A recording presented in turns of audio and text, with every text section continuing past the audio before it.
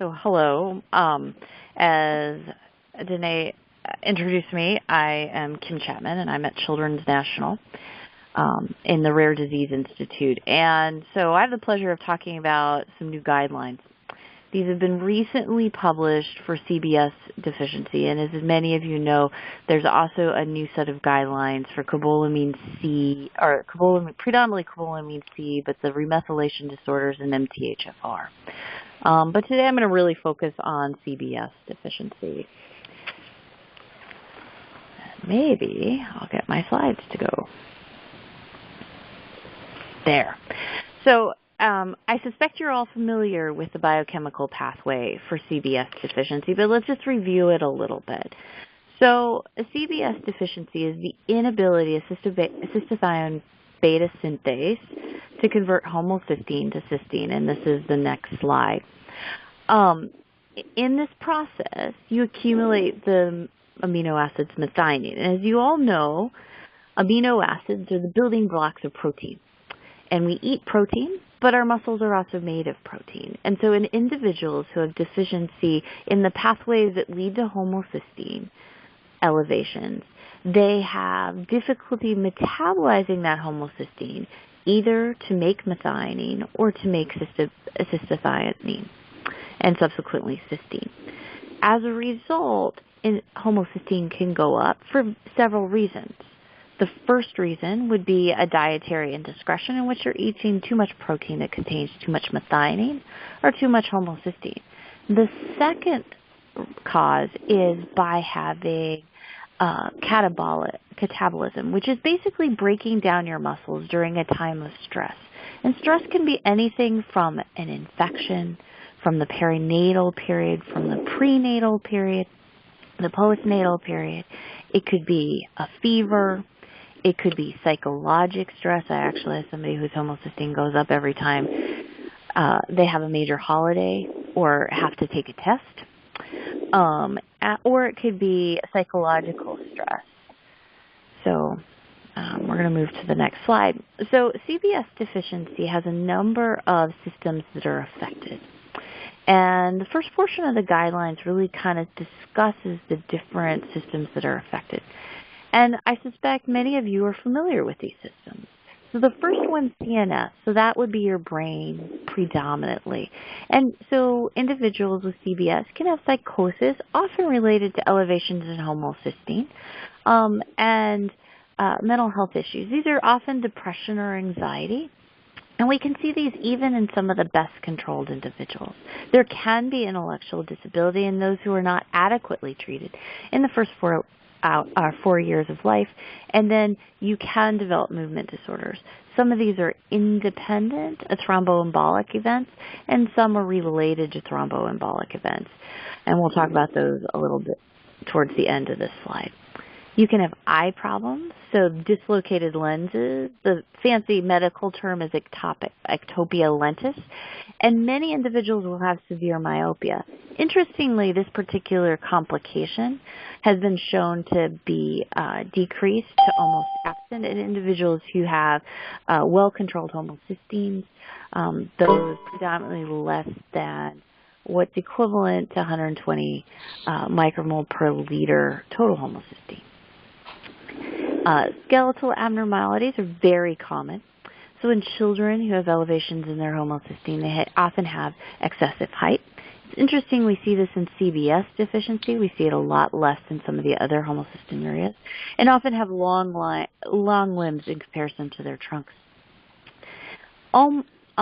Many individuals, no matter how well they're treated, have been observed to have osteoporosis and can have some bone deformities. And finally, and probably the most frightening of all of these, are the vascular system complications. Thromboembolism is basically clot. This includes strokes. This includes DVTs. This includes pulmonary embolisms. And we see in CBS deficiency venous strokes a lot more than arterial strokes.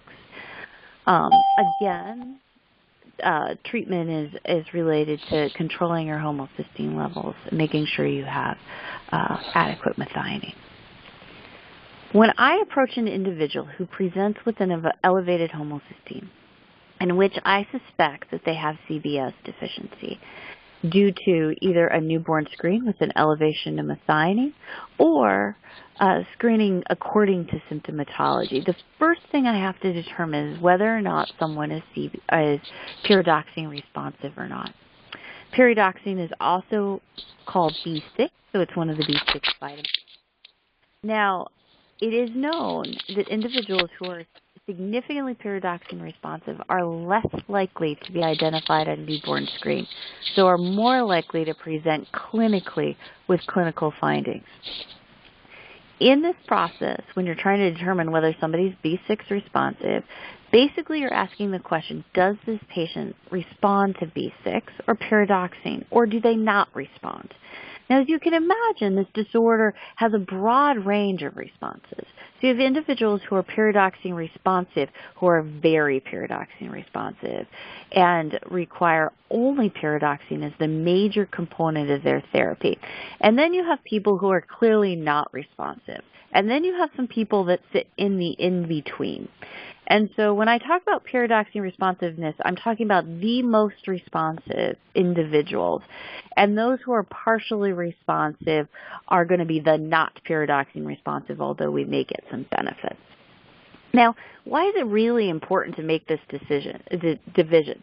Well, so actually the guidelines divide therapies into two categories, those who are B6 responsive and those who are not B6 responsive. And as I said, the not B6 responsive are also those who respond partially. And we'll talk about, I think on the next slide, what makes somebody a B6 responder versus a not B6 responder.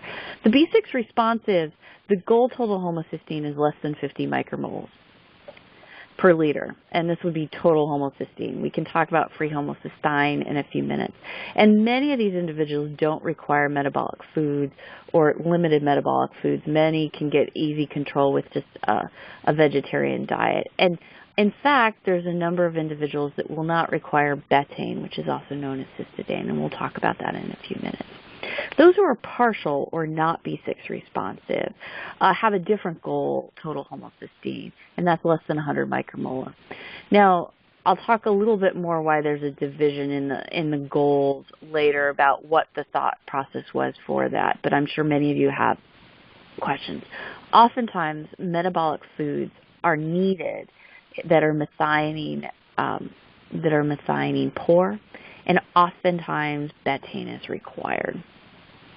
All right, so I'm going to actually minimize this so you guys can see the top of the slide. So I'm going to talk about a case because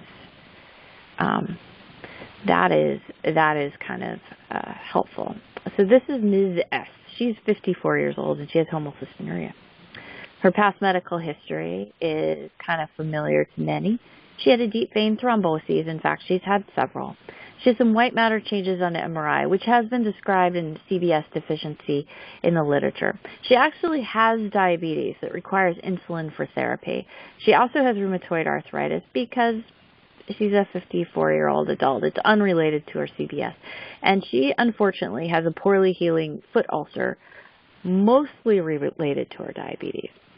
And she comes into my clinic accompanied by her husband. And so as we work our way through our history, she's not drinking her homocysteine metabolic formula. She is taking her betaine and several of her vitamins sometimes.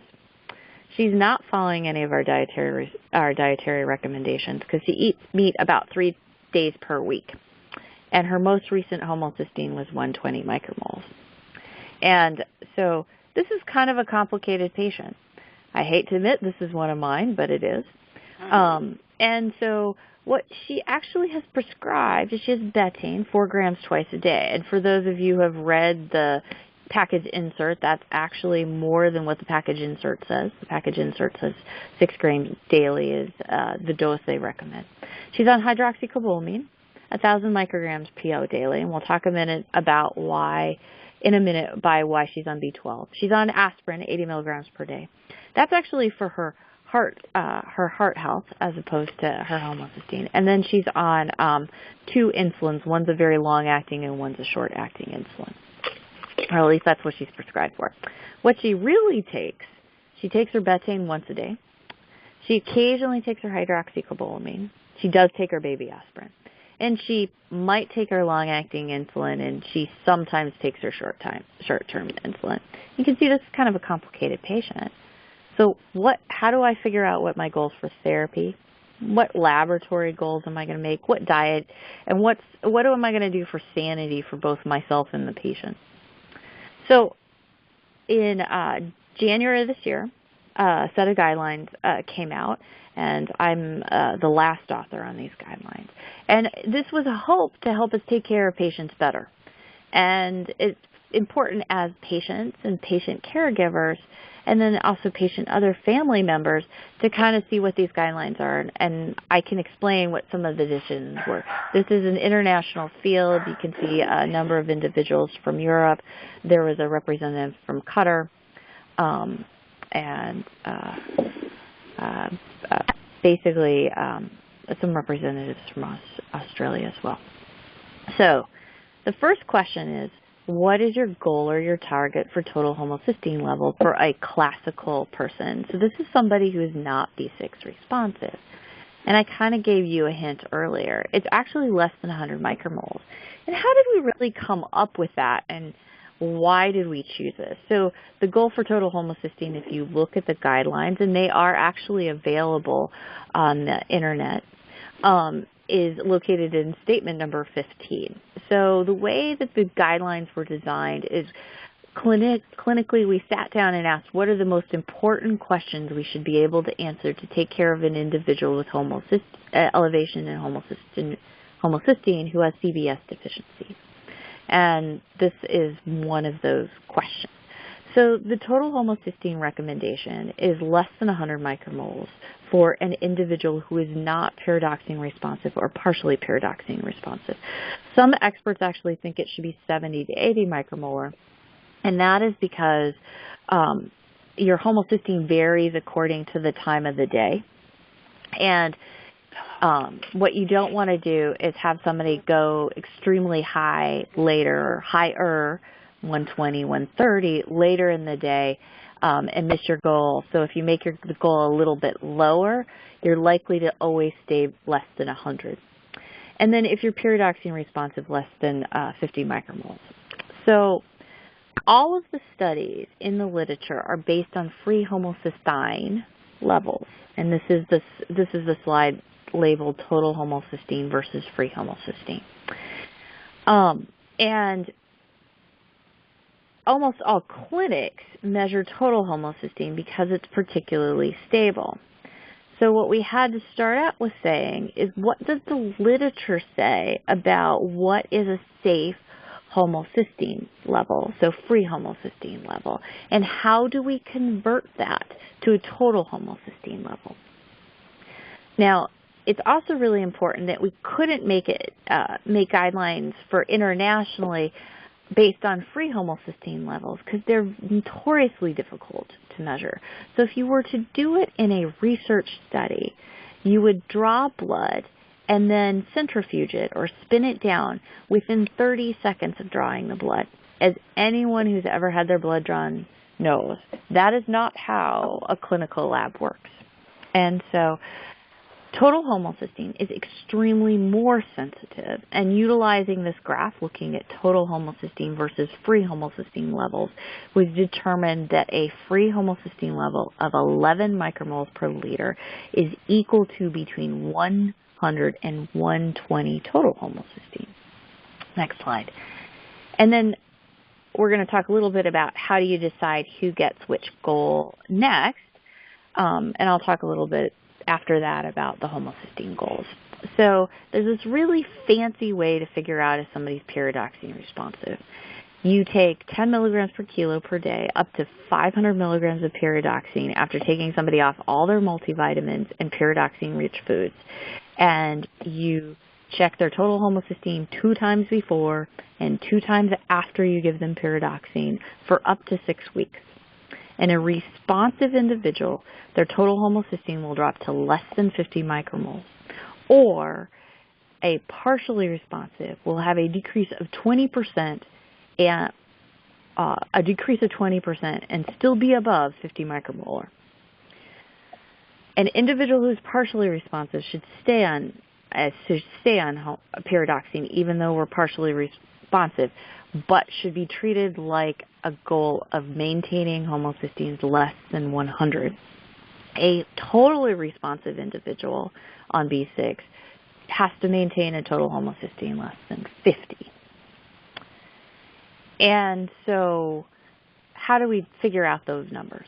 The literature is very thin. So unfortunately, there isn't a lot of very good literature to utilize. And so some of the best literature we have is old. It's actually from some tables in Harvey Budd's 1985 publication of Natural History, in which it was determined that you could clearly see a benefit if you kept total or free homocysteines less than 10 to 11 in pyridoxine non-responsive individuals. And in pyridoxine responsive individuals, it appeared that you had a benefit less than 50. Unfortunately, there is no data for individuals who have are not pyridoxine responsive between 50 and 100. There's just no data. And it's not even a linear line. And so that's why there's actually two different numbers. So let's move on to the next slide, which is diet and medications. So in most individuals who are not 100% pyridoxine responsive, diet is required. And most will need some methionine restriction. If individuals have stopped their metabolic foods, formula, and protein restriction, it is almost impossible to get people to take it afterwards. We also utilize medications that you're pretty familiar with. So we have pyridoxine, and you can see how the decision is whether or not to place somebody on pyridoxine and maintain them on pyridoxine. And to be honest, there's a lot of people who are not particularly pyridoxine responsive who still stay on pyridoxine. But there's no data that actually supports that at this time. There's some studies looking at it. There's betaine, and if you look at the package insert, it says 6 grams per day. What we recognize is that individuals are on higher doses of betaine, which is also known as cystathionine, and that sometimes higher doses are necessary to maintain your total homocysteine. One of the problems with betaine is that if your methionine is greater than 80 micromoles per liter, studies demonstrate that you have decreasing response to it, and so the dosing doesn't go up linearly. In a child, it's actually a weight-based dose. It's 250 milligrams per kilo per day. Now, betaine and pyridoxine don't work if you're folate or B12 deficient. And so many individuals will be on folate supplementation or at least have their folate levels checked, and B12 supplementation or have their B12 levels checked so that the other therapies can be effective. So let's talk about some of the organs and some of the data. So brain. There isn't a lot of data that correlates to therapy for complications such as strokes, psychosis, anxiety, and depression. There's many case reports that describe that. What there is clear data in which the question is IQ.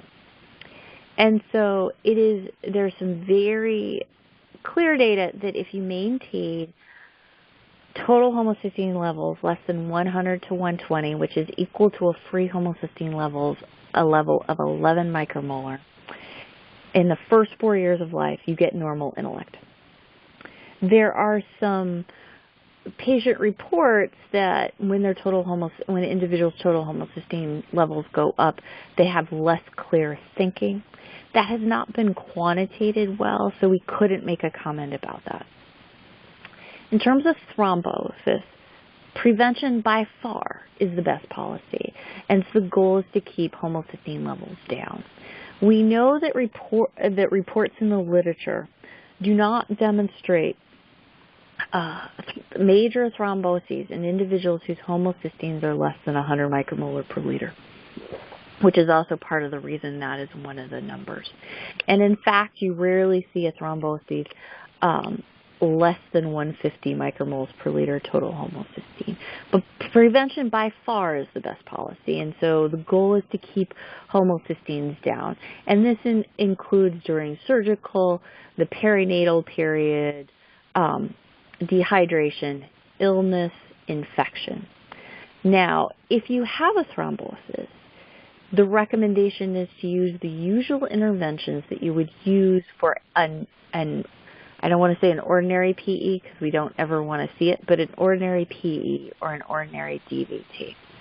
The big discussion comes to whether or not you continue therapy such as Coumadin or warfarin or Lovenox after an individual has a thrombosis if their homocysteine at the time of the thrombosis was greater than 150 micromole and currently is less than. And there's just no literature and there hasn't been any studies to look at that. Okay, so some special situations. So surgery is a major issue, and the most important thing during surgery is to continue normal medications as much as allowed, avoid dehydration, and avoid catabolism. Most metabolists do this by starting somebody on intravenous fluids at the time that they're made NPO or shortly thereafter, and these fluids often contain dextrose. The other recommendation is if there is not a thrombosis at the time, to use the normal antithrombotic interventions, and this would be what you would ordinarily use to prevent blood clots in any other patient, assuming that someone's total homocysteine is under relatively good control.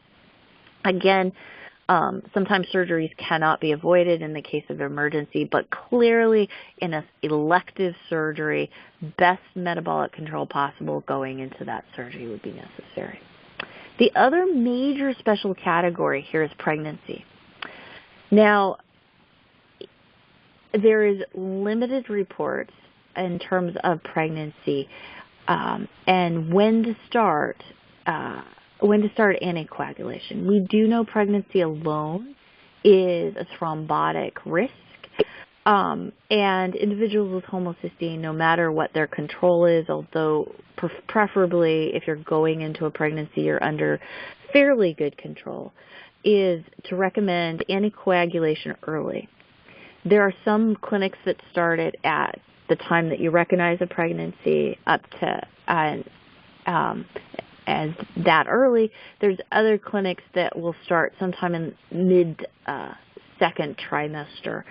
There's very little data to indicate when the correct time, and it was agreed upon that it takes about 6 weeks for the uterus to involute, and so to continue anticoagulation 6 weeks postpartum. So,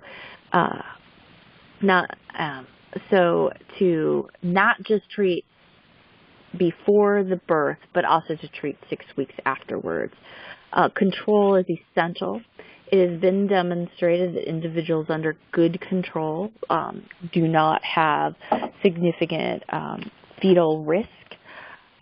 There are a few papers discussing pregnancy specifically, and if you look at them, the initial concern about pregnancy losses was observed in individuals who did not have good control or had very little control at the time of their pregnancy. And at this point, I'm going to open this up for people to ask me questions because I think that's probably the most interesting part. So let's hear your questions for me. If you come up with questions or don't want to ask in the public forum, just send me an email. I'm available 24/7 when I'm in town and have my pager on. I would prefer questions by email, but if you have an emergency or you need an expert, just have them page me through the children's pager operators or one of my colleagues who's always on call. All right, at this point, let's hear your questions because that was a lot of stuff. Yes, doctor. I have a question regarding if you have a thrombotic issue, either a stroke or heart. You mentioned the warfarin and, of course, the Coumadin, but what about an emergency situation and the drug TPA? Is it advisable to take that treatment at that point, or to avoid it? So you would use the same therapy as you would use with any other individual presenting with a thrombosis. So let's say you have so really TPA would be something that I think of in a myocardial infarction or someplace where you can see the clot. Now remember, the risk of TPA is a hemorrhage around it. So if you're talking about a stroke and utilizing TPA, it's often best delivered intravascularly. So if you go in to the vessel in which the stroke is, but can certainly be given. So there's no contraindication for using it in homocystinuria. It's generally felt that you would treat a thrombosis the same way as you treat anybody else. But at this time, it's not contraindicated. Does that answer your question? Yes, so if you had a PE or you had a DVT. So if you had a PE and it was obstructive, you would potentially use TPA. If you had a stroke, you would potentially use TPA. TPA is not usually the first choice. In the case of a myocardial infarction in most centers, depending on whether you have a Q wave or not. And we can get really technical. But if they want to use clot-busting drugs, that's perfectly fine. Thank you so much. Did that help? Oh, yes. It's trying to know what is good in an emergency situation that you want to make good decisions. That's all. Yeah. So the best decision is get your homocystinuria. Yes, ma'am. Sometimes it's not possible, but as I said, prevention is what we want to do. One of the issues is as people get older, we still have risk for other stuff. And so that's where it gets really complicated. Is this homocystinuria, or is this related to atherosclerosis? All right, other questions?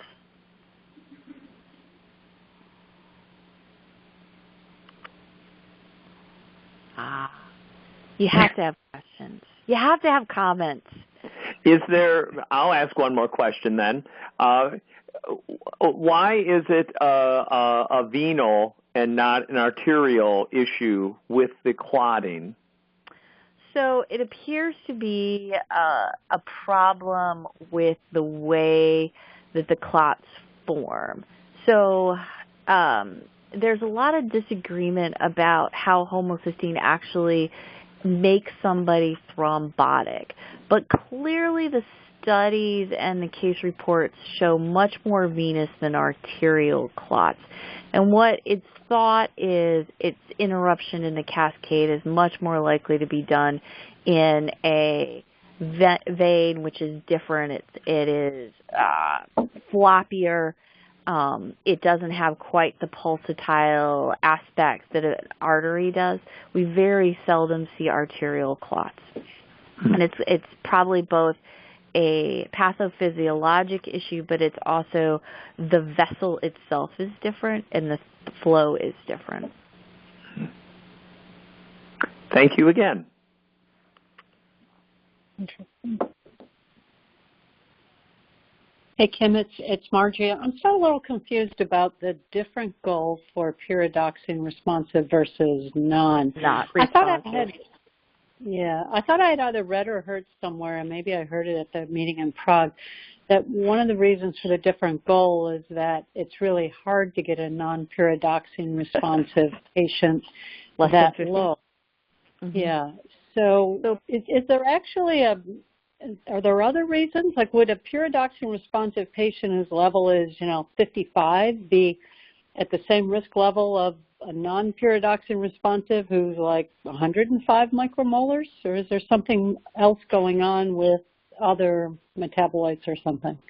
Well, it's unclear, right? So the problem is that the studies that we have, some of them will divide pyridoxine and non-pyridoxine responsive individuals. Some of them are mixed kinds of things. Now, I'll be honest, a non-pyridoxine responsive homocystinuria, it is difficult to get someone less than 50 micromoles per liter, especially if they're off diet.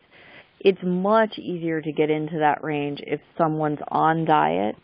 And so I think there is a level of that. I think this is where sanity for the family and for the physician comes in a little bit. You know, I want my patients to be able to eat at the dinner table. Now, they may not be able to eat what everybody else does, but if I can't allow them to eat enough food to have the social aspect with their family, because my goal is 50 micromoles per liter, I think but I can make them, I don't know, 70. I think there's more to say to that. As I said, it's really complicated to get to that goal in the non-responsives. The partials, you can get to 50. The fulls, you certainly can get to 50. There's also the issue, so the other reason there was a separate goal for the B6 responsives is we should be able to get to 50. I mean, I'll just be honest. If you're fully responsive, you should be able to get to 50 at a reasonably, it's a big dose of pyridoxine, but it's not near. So for those of you who don't know, that B6 or pyridoxine can actually lead to having peripheral neuropathy at high doses, which is why the recommendation is 500 milligrams with no more than a max of 1,000 milligrams per day. And so in a fully responsive, you should be able to get to 50 micromolar without affecting lifestyle too much. But in somebody that's like 50 or 60, you have to ask the question, well, are they truly responsive? Do I need to decrease their protein intake a little bit if I give them a sniff of Betaine? The other issue is that many will get under 50 micromoles without a problem. So that's part of the reason there's really two recommendations. One is goals, one is, and frankly with the pyridoxine responsive is, do I have to add betaine to their diet? Do I have to add a little bit of protein restriction, which in this case would be a methionine restriction. Thanks. Did that help at all? And as I said, there's no data from 50 to 100. There's it's just not, there's just no data. And so hopefully in the next, hopefully with some of the natural history studies that are coming out, we'll actually get data for outcomes in 50 to 100. There's also very little data about adult outcomes.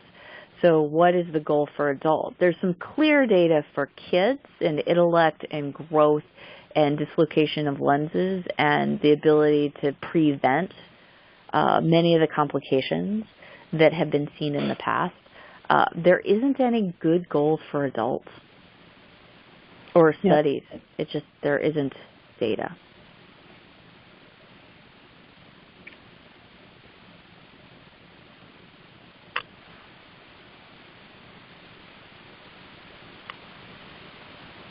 Other questions?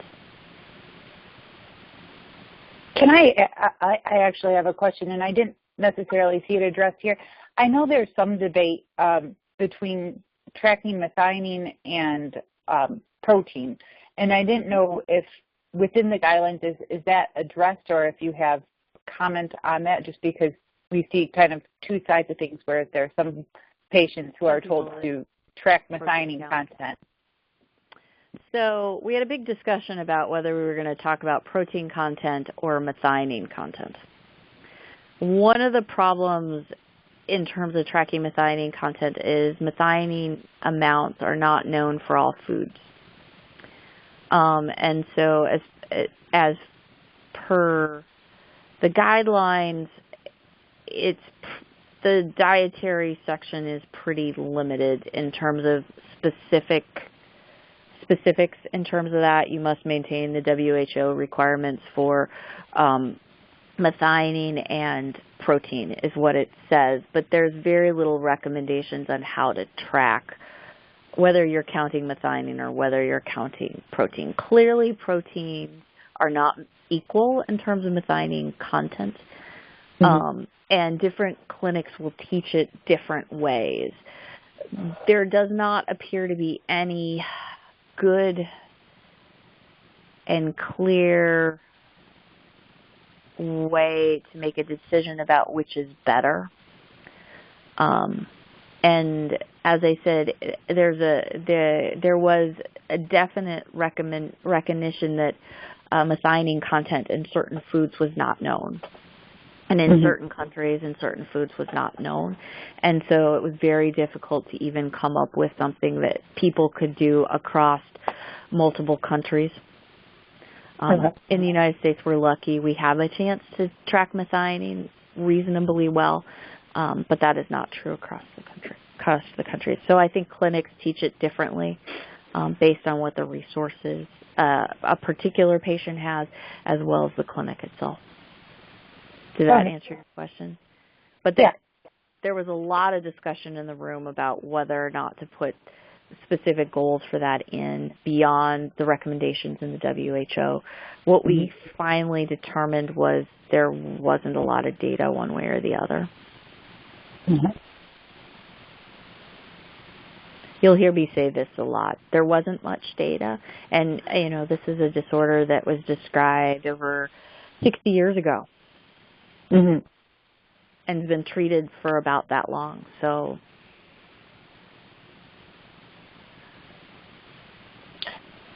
there's more information that definitely could come to light. I think the one thing that doing guidelines, and especially if you guys look at the guidelines, as I said, they're available on the internet, is that you'd be amazed how little data there is. So you rank guidelines according to the quality of the literature on which a statement is based. And these guidelines are almost exclusively CD-based literature. So A is quality placebo-controlled trials. B is placebo-controlled trials and large cohorts. C is case reports and cohorts. And D is expert opinion. And so there hasn't, the natural history studies will be very helpful in answering some of these questions. Other questions? Kim, I'd be interested in hearing your point of view about the value of genotyping, and I don't remember it really recommended in the guidelines. And what I mean is if you have a diagnosed CBS deficient patient, obviously you're going to screen, siblings to see if there are others, but assuming they're not diagnosed, what are your thoughts about having genotyping done of other siblings to see if they are carriers, and for anyone who is a carrier, testing a spouse or potential partner if you're thinking of having a child? So the discussion in the guidelines towards genotyping is that it is important for diagnostic confirmation, and to identify and to screen at-risk individuals, which includes potentially screening parents. You can expand out looking that way, or siblings. Siblings become much more complicated. I have done both things. I have done looked for the familial mutations in siblings, but frankly, I want to know if you got homocysteine before then. So sure. I'm going to do a total homocysteine and plasma amino acids in siblings if I find an affected sibling and I don't feel comfortable or don't think that a sibling. Now, then clearly, if you're positive, I'm going to genotype and confirm. In terms of carrier state, as it comes down to what's the age and the understanding of the sibling. So I don't like screening siblings who are less than, say, 16 if they don't have the disease for looking for the familial mutations. And my perspective is that when that individual becomes of age or an adult, and about less than, clearly an adult in the United States is 18 or above, or legally 18 or above, because I don't want that individual, so let's say they're 3 and they don't have findings that are consistent with homocysteine. I don't want to screen them as a carrier at 3, in part because I want them to have the opportunity to refuse to be screened as a carrier when they become of age. Sure. And that's an ethical, and that becomes an ethical conversation. Sure. Because I have a biochemical way to determine whether they have the disease. I think it's a different discussion when you're talking to siblings who are 16 and above. Most mature siblings who are 16, and occasionally you can take this age down to about 12, have an opinion one way or the other whether they want to know whether they're carriers or not. In addition, they're old enough to remember they got the testing. So when they start to consider having families, they can actually have an intelligent conversation with their partner. Mm-hmm. Right? I mean, yep. Sure. So sometimes if you screen a 3-year-old and find out they're a carrier, like life happens and they go on and get married and don't realize they're a carrier because they didn't realize they got screened to begin with. And it actually has happened to us a few times. And so that's kind of my feeling of sibling screening. I do like to prove that parents are carriers, and then we can work our way out to their siblings and their nieces, nephews, so on and so forth. In terms of partners, so if you know that you're a carrier, the partner would have to have full sequencing. Right. This comes down to the partner's feeling about whether this is information they want to know. So there's some people who do not want to know what their genetics shows, even if we're looking at one gene, look at one risk. And there's some people that are very open to that. And so I think there has to be, an individual has to have the opportunity to say no to that piece of information. To be honest, most carriers, spouses, significant others, partners, actually are open to being sequenced, and it's not really an issue. But, you know, in the cases where they're not, I don't think they even appear in genetics and ask for the question. Yep. Thanks. Does that makes answer sense. the question? Yeah. Yeah, that helps. And I'll tell you one other aspect, because I think I mentioned to you, since I have 3 sisters who are carriers, I've offered to get their children tested, and the first 2 wanted the testing once they were married and knew they wanted to have children, and one ended up being a carrier, so we immediately had her husband's, full testing done, and he was not. And so I now have 3 or 4 siblings who are between the ages of 16 to 20, and they're all saying, okay, now we want to know. And another metabolic clinician I was meeting with said, I don't think you should do that. There's so many other things you have to worry about, and what's this kid going to think? They don't even have a potential partner or spouse. Why burden them with that? Why not wait until they know they're looking to have a child, although we all know that you don't always plan in advance when you're... Yeah, so if I have families or kids who clearly, kids being 16 and above, not always really kids, coming and saying, this is our family mutation, I sleep better at night if I knew whether I had the mutation or not. And they get the appropriate counseling. I'm okay with looking at the family mutations. I think I really want that individual to really be able to express why they want the testing, not just because my family says I have to get it.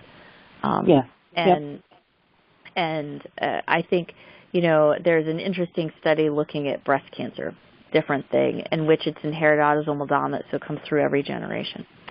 And they offered a BRCA1 testing to families right early in, like 15 years ago, 20 years ago, when it first became available. And a third of individuals wanted to know, a third really didn't care, and a third absolutely didn't want to know. Of the third that ended up getting tested, a third of them wanted only their doctor to know. A third of them wanted to know themselves what the results were, and a third of them didn't want to know the results but thought they'd get tested for science. Of the group that found out the results, no matter whether it was positive or not negative, a third was happy about it, a third was ambivalent, and a third was unhappy about it. Now remember, it didn't matter whether you were positive or negative for the testing. Huh. Interesting. And I think that's it's the law of the thirds. There's always a third that's going to want, a third who really doesn't care, and a third who doesn't. Yep. So interesting. I mean, and so and it's something to keep in perspective. And frankly, I think in terms of genetic testing, it's going to change. It changes so quickly. There's testing done pre-pregnancy in which you're looking for carrier state as a common mutation. There's a number of these things offered to individuals who are looking to have a family. So if you have a mutation that is outside the normal carrier screening, I don't see any reason why you can't look for that too. Thanks. Very helpful. Other questions?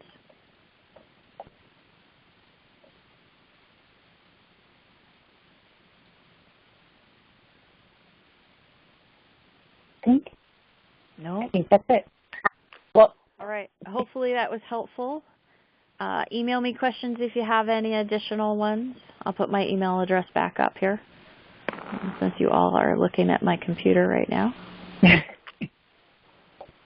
And thank you again, Dr. Chapman, for taking your time and presenting on the CBS guidelines for deficiency and diagnosis. We really appreciate your time. Okay. Yes, thank you. Thank you. Yes, well, as I said, hopefully that was okay. Yeah, most definitely. All right. You guys all have a good night. Thanks a lot. Thank you. Good night.